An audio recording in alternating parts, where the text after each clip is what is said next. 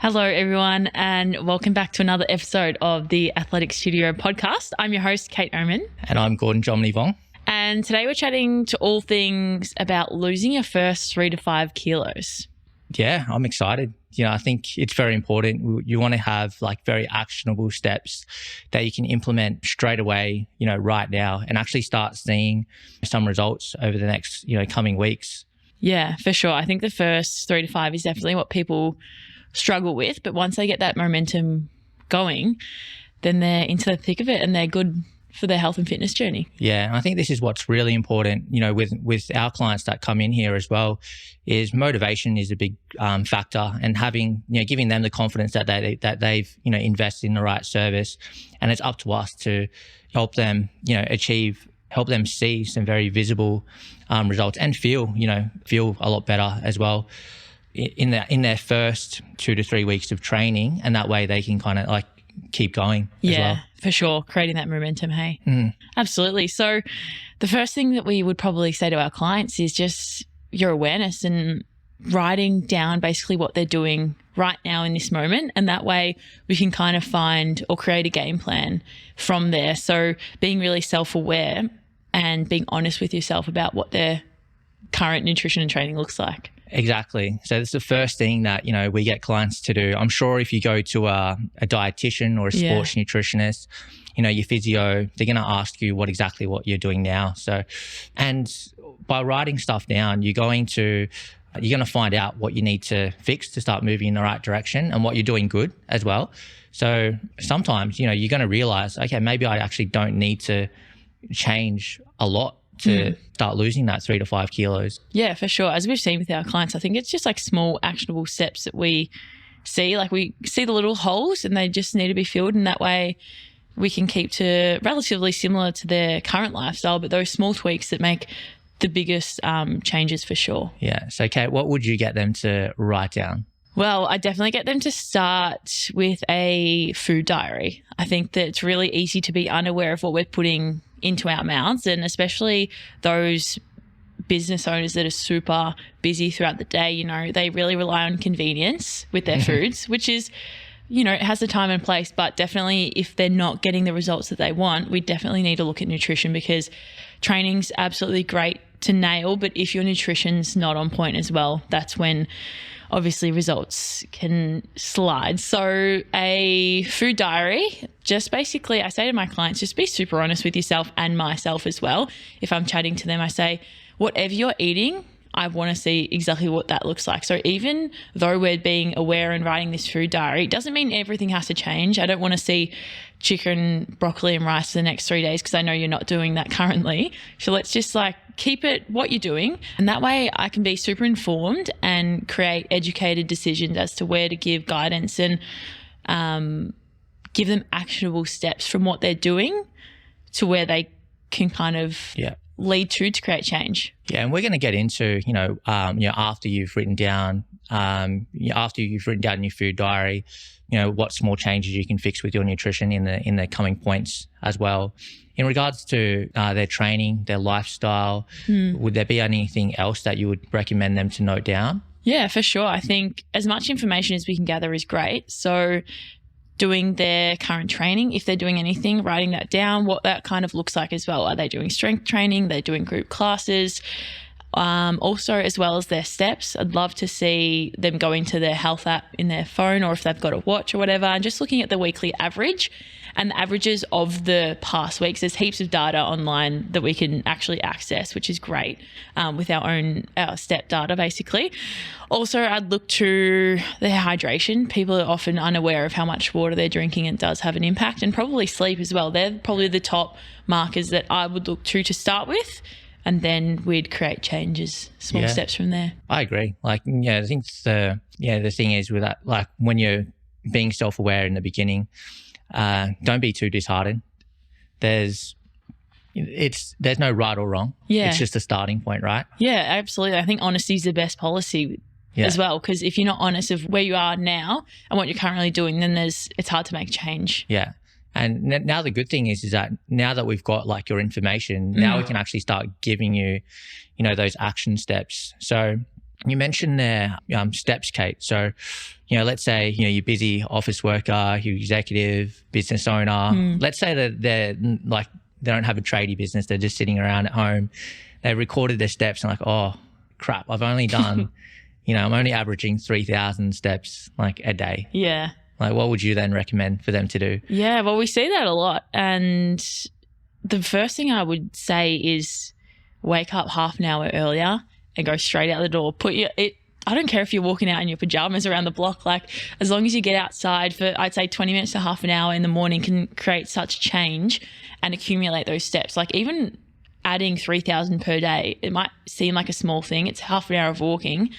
That can create massive body composition changes already. So that's what I would also recommend. But even things as like if you're, say, driving to the train station to go into work, parking a little bit further away from that spot and walking in. And, if you have breaks throughout the day, standing up from your desk, going for a walk, all these little things, or taking the stairs, little things like that you can be active in small ways definitely accumulates throughout the day. Yeah, 100%. And on the internet, it's very common to say, look, 10,000 steps is the minimum. And look, you definitely, in an ideal world, we want to try and aim for, those 10,000 steps. Yeah. But if someone has taken 2-3, years of training, they're only doing like 3,000 steps, what would the expectation for like you as the trainer, what would that be?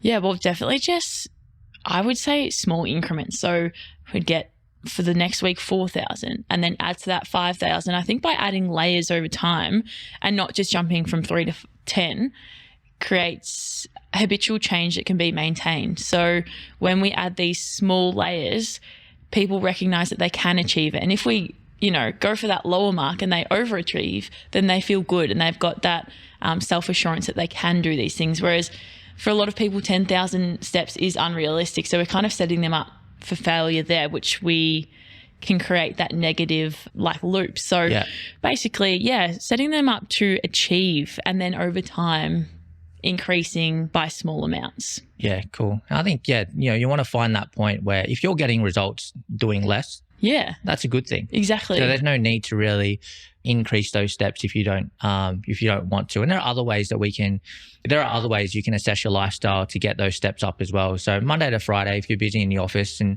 you can't do it or you can't do as much, well then on the weekends, that's where you just got to make time to get out there as well. Yeah, and I think a lot of people think is obviously we want to win each day, but if we look at the week as an average, sometimes, as you said, if you do less throughout the week, more in the weekends, that does average out. And if we look at those averages both in nutrition settings, which I know we'll get into later in podcasts, but averages are great because obviously the body doesn't know exact numbers, but it knows, continuous stimulus. So that's also a great idea to implement. And Kate, now the next thing, they've taken all this time to write down their food diary for you, Kate. They don't even know you and they're writing down their food diary for you.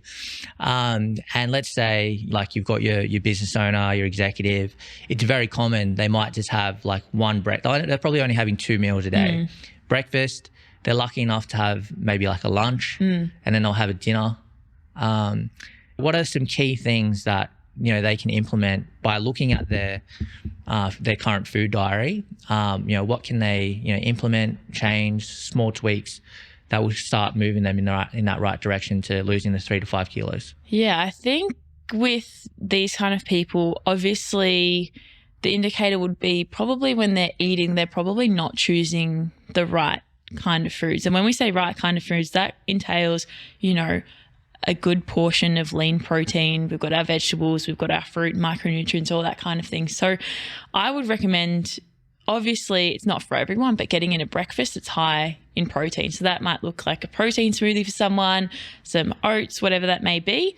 And then when they go for lunch and dinner, I know that in a corporate lifestyle, it's really easy to be that fast pace. They're going out for dinners with business partners, whatever it may be. So it's educating the client as to what good options look like. So we often say to our clients, like, we see where they work and we say, all right, in the vicinity of your work, we know that Fishbowl's down the road. We know that Nando's is down the road. We give them kind of these tools to be like, all right, we understand your lifestyle and we understand that if you can't always meal prep, or if you can't get a meal delivery service, then there's options that are out there. You don't have to completely flip your lifestyle and be eating, as we said before, chicken, rice and broccoli. Yeah. But they can still, have their fast-paced lifestyle but create better choices. And I think education's the biggest tool, and that's what we do here a lot. Yeah. And I think a common mistake people make when they're first starting out with getting back into their nutrition, their training, is they'll obviously they'll do the right thing and have the right intentions of start selecting like healthy meals. Yeah. But then they'll cut out, whole macronutrients, right? Yeah.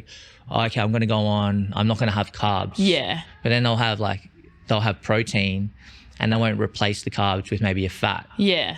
So I think, especially if you are going out to, like a fishbowl, or choosing a meat and veg kind of dish, and you are having like cleaner sources of carbs or less carbs, it's still important you can actually replace those calories with healthier fats, such as like an avocado or nuts. Yeah, absolutely. Well. And obviously, like in an ideal scenario, we'd want our clients being more on point with their calories. We know, we speak to these in other episodes, calories in, calories out. We know that that's not always the case for everyone, right? They can't always be on MyFitnessPal and putting their food in and whatnot. So that's why I think the biggest thing is education for clients, and that's showing them what a balanced meal looks like. So yeah, definitely prioritizing that protein for sure. And we do also cater for people who are like vegetarian, vegan, whatever it may be. But my biggest advice for people who want to lose these 3 to 5 kilos is don't go into a fad diet, because we know that can yo-yo quickly because it's not sustainable. So we see people going vegan thinking it's healthy, or even like that carnivore diet or whatever that may be. I think that they can stick to your normal diet, just create tweaks. And coming to with the fad diets, it's a good topic that you've mentioned there, because let's say someone has applied a fad diet or a pretty hard diet to begin with. Now, it's very common, like if you've gone from 2 to 4 years off training, not doing anything, to that particular diet, like you're probably going to lose weight and get some results, right? Yeah. But what are the signs and symptoms later on to let our audience know, like, okay, this is the time where you may need to, start increasing your calories again, or start adding in certain macronutrients such as carbs to reduce your dieting and training stress, to make sure that you're not going to plateau? Yeah, for sure. Some of these symptoms would look like fatigue all over. Basically, when these people lose weight, they might often eat into their muscle tissue. So they're actually breaking down the muscle rather than maintaining the muscle. So for example, veganism, right? It's not a bad diet at all, and that's absolutely fine if that's your way, but I think there's a way to do it if you're going to. Often it looks like a high carbohydrate and fat diet without prioritizing protein. So when we see that, we see people lose weight, but not necessarily their body fat. So by eating away into your muscle mass, you're actually decreasing your metabolism. And over time, when your metabolism is getting lower and lower, we either plateau with our weight loss journey, or as you said, to like training fatigue and everything like that. Yeah, so it'd look like not getting results, fatigue all over, your training input probably isn't great. Your energy, you're turning up for your trainings feeling a little bit sluggish, tired, not super energetic, or wanting to train. We see that a lot. Training fatigue, dieting fatigue. So the biggest piece of advice I would say is probably have a look again, probably write another food diary, see where you're at, and then seek advice, but make sure your protein is prioritized. If you need to increase your calories, don't be afraid to. You can start with adding 100 calories per day, and then you can slowly increase from there. You don't necessarily have to increase protein too high. We say 2 grams per kilo of body weight is where we want to sit. But you can also increase your carbohydrates as well, which will give you great sources of energy. Yeah. So I think, a tool that anyone can use it's not going to be 100% accurate, but you can do a calorie calculator to work out your baseline. It's not going, like I said, it's not going to be 100% accurate, but it's called I think the Catcham-Cardle model. There's another model, Harris Benedict model. And if you're someone who has applied like a fad diet and you're not sure like why I'm not losing weight, well, then you can punch your numbers into there and then compare what you're currently eating. Yeah. And if you're, let's say 800 calories or over 1,000 calories, less than your maintenance, it's probably a good sign you can probably start increasing your food. Yeah, for sure. And you won't necessarily see like fat gain from that. No. If you find your maintenance again, that's that slow increase over time, and you'll know how your body responds. And, if you jump up maybe 500 calories a day, yes, then you're probably going to increase body fat. But by doing this gradually, your body kind of adapts over time. Yeah. Just as it did adapt as you were losing weight, it'll adapt to those calories again. Our bodies are pretty incredible things. So it will respond and probably provide that energy that you're looking for. Yeah. And because we are talking about, helping you lose your initial 3 to 5 kilos within the first couple of weeks or within the first 4 to 6 weeks to be as a more of an accurate guide. If you're a busy, office worker, business owner, parent, sometimes you're going to get asked to go to social events, and Kate, you touched on selecting healthier meals as well. What about, when you do go out with work colleagues and it's not a steakhouse, but it's your, Asian fusion, right? Yeah. And, everyone else is having like cocktails and drinks. What would you recommend for them? Yeah, so that's a hard one, obviously, because there's 2 ways to go about it. Basically, you can not go and miss out, which I guess isn't super fun, but if that's where you're at, then that's absolutely fine. But if you're going out and you find that a lot of people are having the cocktails and everything, there are definitely alternatives. So we suggest to our clients white spirits, light soda water, diet sodas if you're going to have drinks. Obviously being mindful of the number of drinks, because we know that when we drink too much, that might lead to poor nutritional choices the night of, the days following. It affects your sleep, it affects your training. There's a flow-on effect for sure. But when I see my clients with this, especially if it's a one-off, I say enjoy the food, definitely. Be mindful of the alcohol and get straight back into it the next day. I think it's easy to feel guilty, or it's easy for either one bad decision to lead to the next and the next. It's really up to the individual how they approach it, but there's definitely tools that they can use. And I know that if you're going to treat yourself maybe to a nice meal on a Saturday, like at a steakhouse, you'll kind of have your training and nutrition in check. Is that something you would suggest to your clients? Yeah, definitely. If you have work meetings, social events, the best thing to do is just plan ahead. Like there's really no excuse. You're not going to, all of a sudden wake up and go, I've got a work event tonight and I didn't know about it, right? Yeah. Like you knew about this probably a week ago, 2 weeks ago. Yeah. So, what I encourage my clients to do is, yes, they'll be as healthy as possible, like in the days leading up to it. They're going to get the majority of their training sessions in. Yep. I think what's important as well is to set themselves up on that day is still have, your healthy meals before leading up to it. Yeah. Because you don't want to like starve yourself and then save your calories until then, because what that's going to do is, unless you're super, super disciplined, it's more than likely that you're going to overeat. Absolutely. On that particular, And the mindset, like going into the next day as well, is that, you want to have your healthy meals prepared for the following day. And then just go back to being a normal, healthy person, like getting back into your normal routine. Yeah, absolutely. I think it can be done in balance, right? Like you can, like we both do it. We both go out for nice dinners. We both occasionally go out for drinks with our friends. So yeah, absolutely. I think preparation's the biggest thing. And just deciding how important it is to you as well. For myself, if I'm in a really healthy phase and if I'm wanting to cut down a bit, I can still go and enjoy myself. But as we spoke to before, create better decisions and maybe leave the alcohol out for the day. Yeah. It just depends where you're at and what you're willing to sacrifice at the time.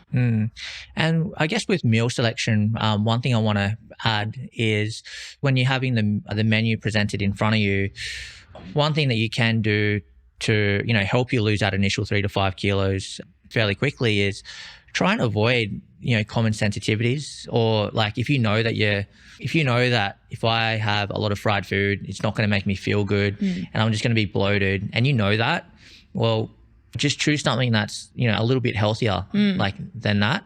And that's going to be some very quick wins as well. For sure.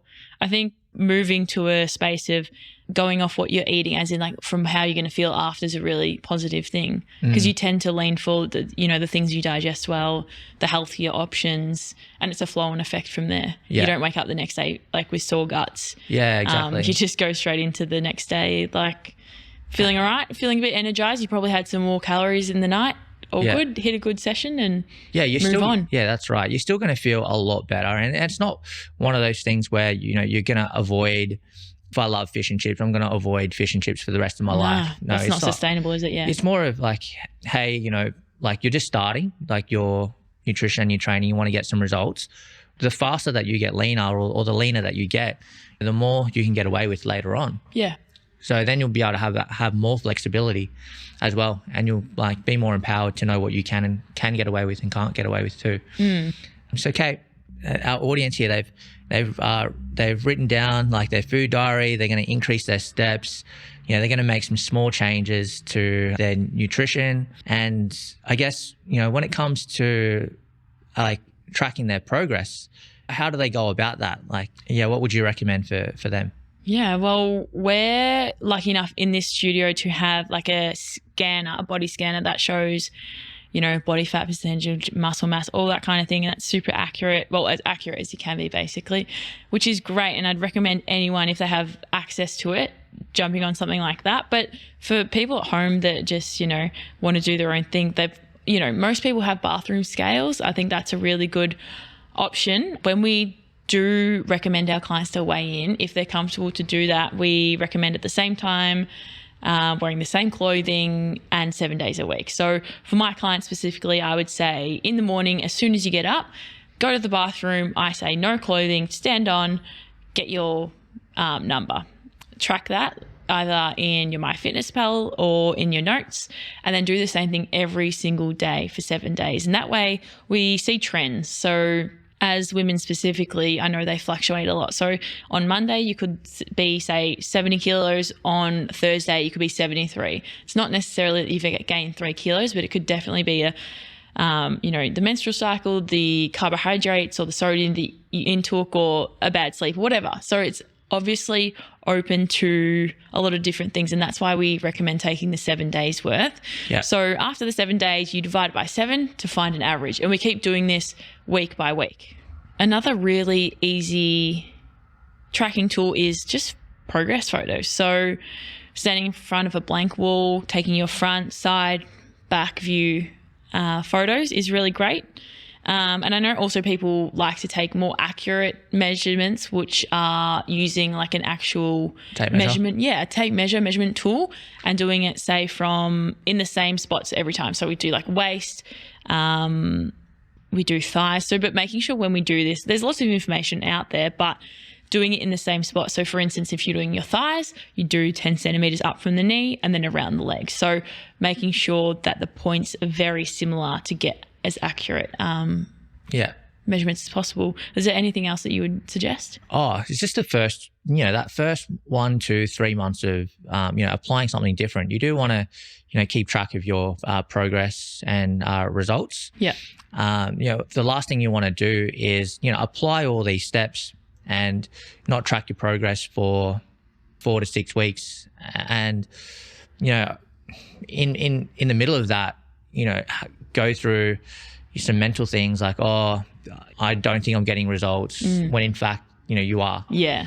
This is what we do at Athletic Studio, is get clients to do the scanner every couple of weeks, and, they might be doubting their progress a little bit, but the numbers show, like the progress photos show, and it's just going to keep you motivated to keep going in the right direction. Yeah, it's really easy because you see yourself every day to not notice progress, but even going off like how your clothes fit, if you're not comfortable doing specific metrics. So you could even just like have that pair of jeans that you might come back to and just like try on every few weeks and be like, just notice how they're fitting or changing. So yeah.